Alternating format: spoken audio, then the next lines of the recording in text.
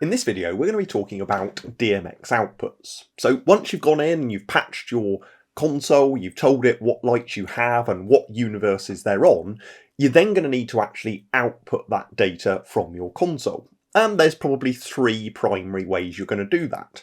You're either going to output over physical DMX lines on the back of the console, you're either going to output over Ethernet, or you might be outputting over USB if you're using some USB to DMX dongles. So there's kind of three methods you might want to use. If you are outputting over Ethernet, you will need to go to options, more options, and go to control panel. That will allow you to go and configure your console's network ports. But once you've got that sorted, what we can then do is go to options and then system properties.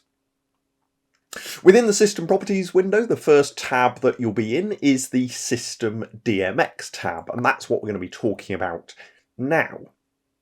At the very top of this window, you've got number of desk channels and you've got number of universes. Now these can be set for your show or your venue, and these are essentially kind of like maximum ceiling level number of fixtures, in the case of number of channels, or number of universes. Kind of the max that you're likely to use, the maximum you're likely to use in your venue or for your particular show. The lower it is, of course, the less the console has to process.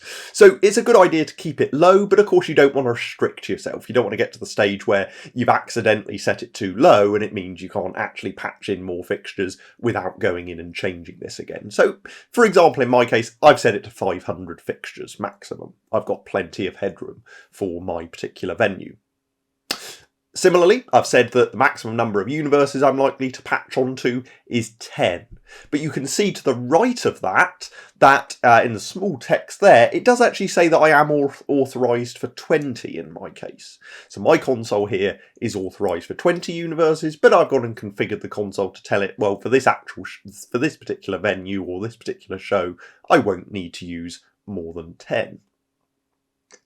I've also got this switch set here, my strand advantage. If you're patching Vari-Lite, Strand, Showline, or any other Signify entertainment lighting brand, if you go and turn that on, you won't actually eat into your authorised number of channels. You will actually be able to patch those fixtures and they will not eat into your channels. You'll be able to use them for free, essentially. So if you're using any of our Luminaire brands, you might as well turn that on and get those for free.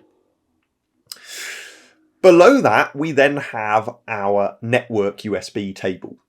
So running on the left-hand side, those are your universes, your list of universes there that you've patched onto. So when we went in the patching process, we said, right, I'm going to have these on universe 1, I'm going to have these lights on universe 2. This is where we can then choose where those universes go. So if we click on a protocol for universe 1, we can see here these are all of the various options of where we can send universe 1. At the top here we have our DMX over Ethernet protocols. So we've got streaming ACN, we've got ArtNet, we've got KINet, and a handful of others in there as well. Down the bottom, we've then got our DMX over USB protocols. So, for example, if you've got an NTEC USB to DMX dongle, you can go and configure that here. But once you've got that set, you can then actually say which universe. It doesn't have to be mapped one-to-one. I could send DES Universe 1 to Streaming ACN Universe 101 if I wanted. I could go and set that right now and go and configure that so that anything patched on DES Universe 1 is actually being routed to Streaming ACN 101.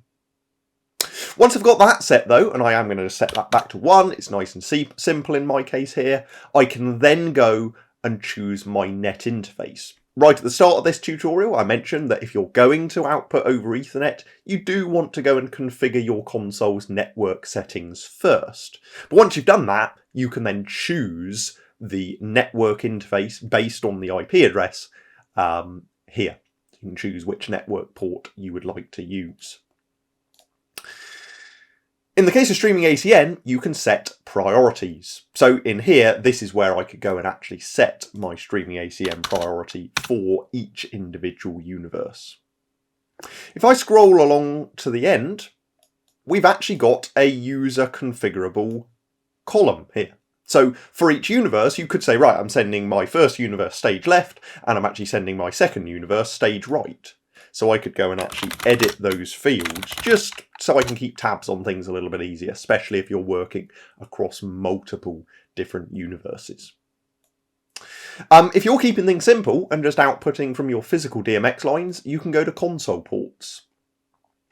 Console ports, you can see here, ports 1, 2, 3 and 4, as you might expect, are going to be configured to output universes 1 through to 4. But in some situations, if you've got, a fairly small number of channels in use, you might have everything on universe 1, but you might want all of the ports on your console to output universe 1.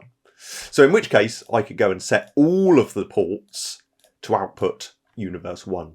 So all of the ports on the back of my console outputting the same data, a little bit like a splitter built into the back of the console.